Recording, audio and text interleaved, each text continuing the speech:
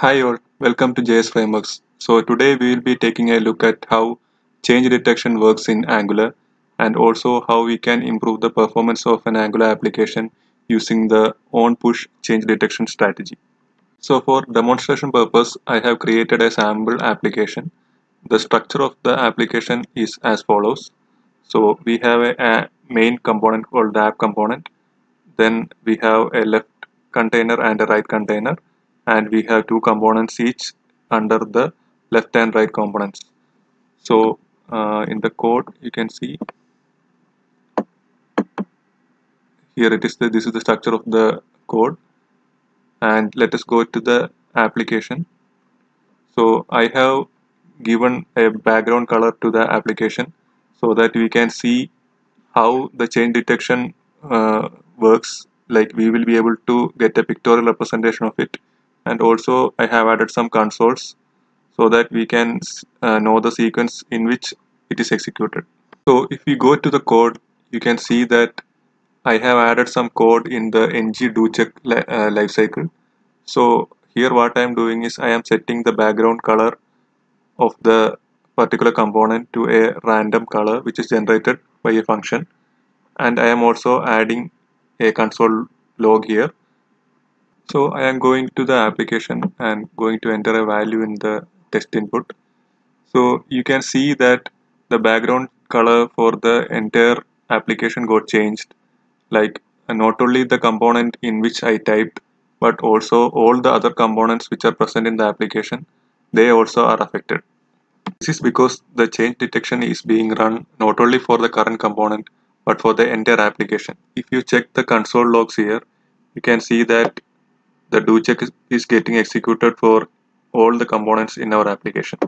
So it is getting executed in a breadth first traversal. So it gets executed in the main container, left container, right container, and so on. So how can we prevent this? So as you can see, for a bigger application like which consists of maybe thousands of components, it will cause huge performance issues. So how can we fix this? Let's see. We have something called the on push change detection strategy, which is provided by Angular. So where do we need to apply this strategy? So let's go to the image, and you can see that there are nodes to this particular tree. So the first node happens in the left container and the right container. So here is where the application divides into two streams. So we can go to the left container component, and let's add the strategy here.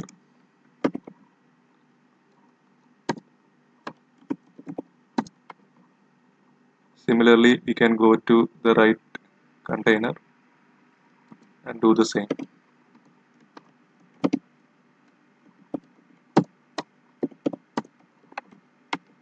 Now let's go to the application and see what happens. So I am typing a alphabet here. So now you can see that the right container, it is not getting affected by the changes which is happening in the left container. So we can fine tune this even further. Like we can go one level deep and apply the on push strategy to the other left component 1 and left component 2 as well as the right components. So in an ideal scenario, we should be applying the on push change strategy to each and every component in our application. So let's apply the on push strategy to all the components.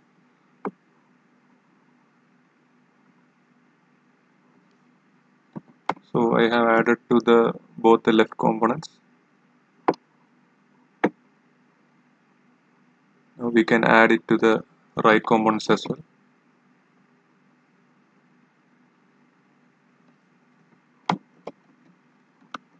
So now let us refresh the application. So now if I type a word here, you can see that only the outer container is getting refreshed, the outer and the left parent containers. So even the container which has the left button, it does not get affected by the value which is getting typed in the input field. As we have seen now, like the on push change detection strategy greatly improves our application performance. However, it might lead to the application not behaving as expected in some cases. So let's see like which all cases are covered by default by the on push strategy. So uh, let's add a label here,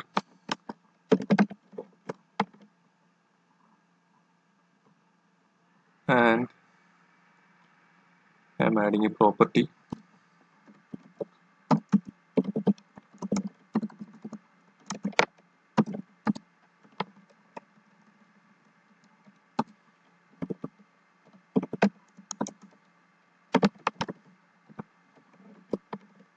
So let's see what happens when I click the button. So you can see that the value got displayed here. So even if we enable the on push strategy, the DOM events like click, uh, the typing, key up, key down, all those kinds of DOM events will be covered by the on push strategy. But what happens, suppose I put this in a set timeout. So set timeout will be an asynchronous operation, and I am going to set the value inside the set timeout. So let's see what happens. So you can see that when I click initially, it won't have any effect. See, it has not displayed here. So for this to work properly, we need to use the change detector reference. So I am injecting the change detector ref,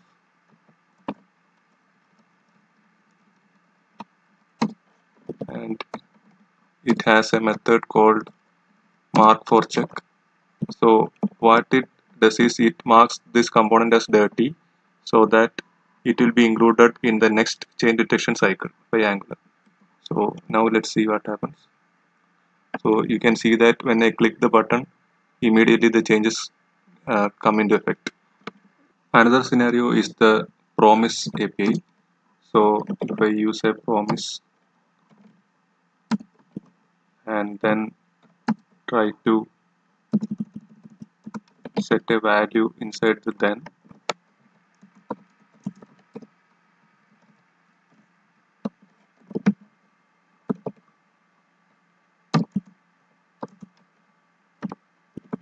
I am setting a value here.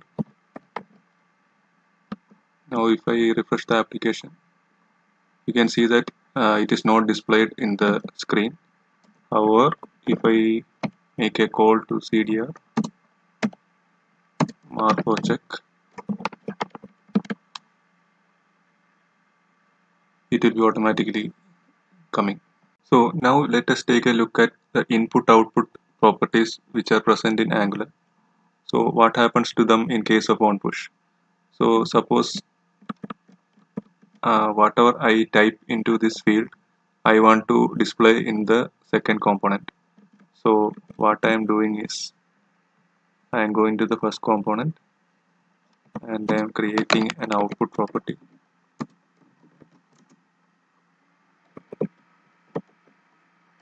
Data entered, and I am creating a event emitter, and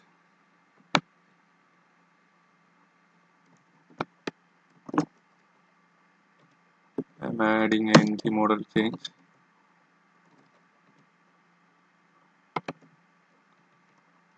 adding a property,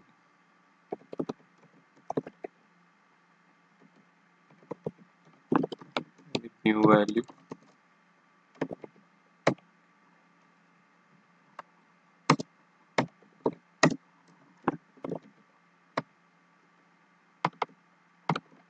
this dot name. So I will give the new property here. Okay, and I will go to the second component and I will add an input.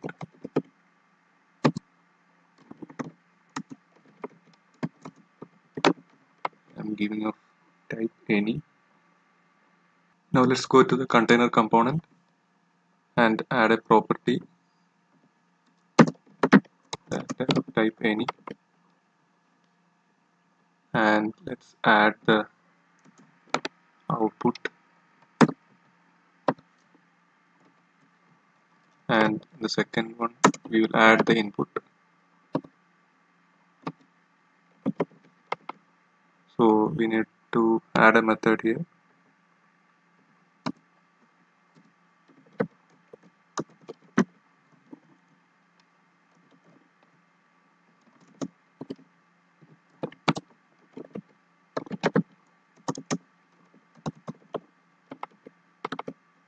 And here we can pass data. Now let's go to the second component and just add the assignment. This dot name equal to this dot data. So now let's see what happens. So when I type a value into the field, it is automatically populated in the second component. So on push does not affect the input output property as long as it is a primitive value. Now let's see what happens in case an object is being passed. So in the def container, instead of being a primitive data type, I am defining an array here, and I am pushing the value into that array. And also in the second component HTML, I am adding a JSON pipe so that we can see the data properly in the template. So when I type the data here, it does not reflect in the HTML. This is because like the on push tracks the input strictly on basis of the reference. So as long as the memory reference is not changed, since here we are pushing data into the same array. So if we need to get it reflected, what we need to do is you need to change the reference. So here I am creating a new array for each changed value. Now let's see. So you can see that on each key press the value is getting reflected since the reference is getting changed. So in the next scenario, we are sharing data between the left first component and second component using a service.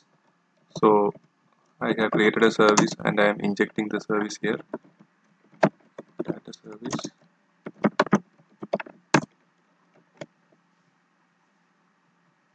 And instead of emitting the data, I am using the service to push the data.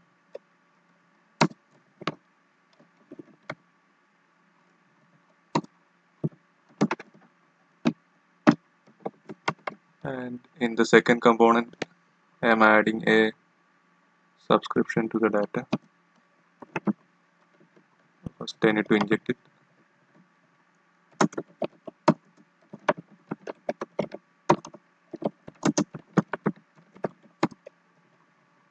Is dot data service dot data source. I am subscribing it here.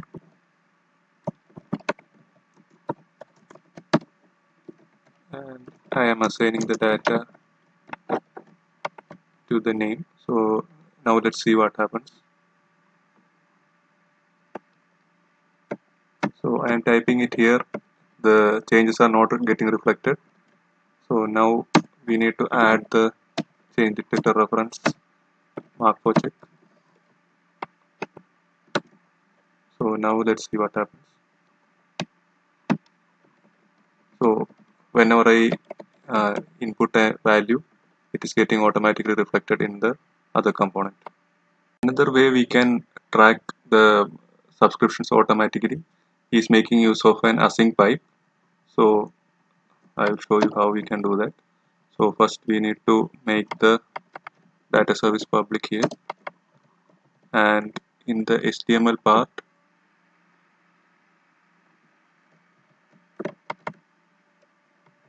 instead of the name variable, we can directly listen to the data source here and use the async pipe. Now let's see what happens.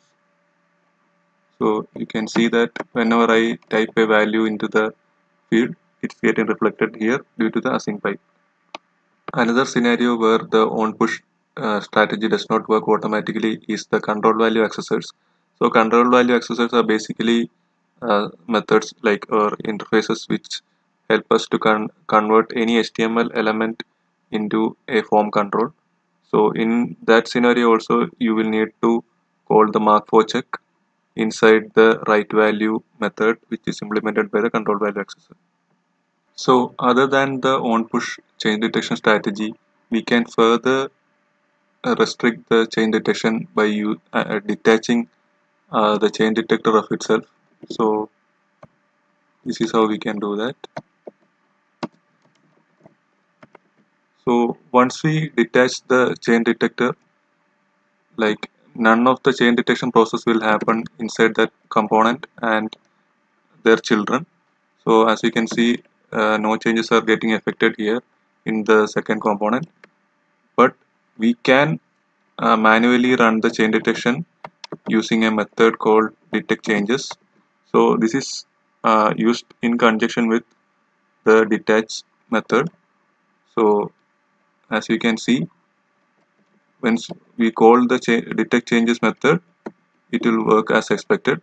The difference is that the detect changes will actually run the chain detection manually, for the current component and their children. I hope this video gave a better understanding of the Angular chain detection process and how we can optimize it. If you like the video, please like and subscribe. Thank you.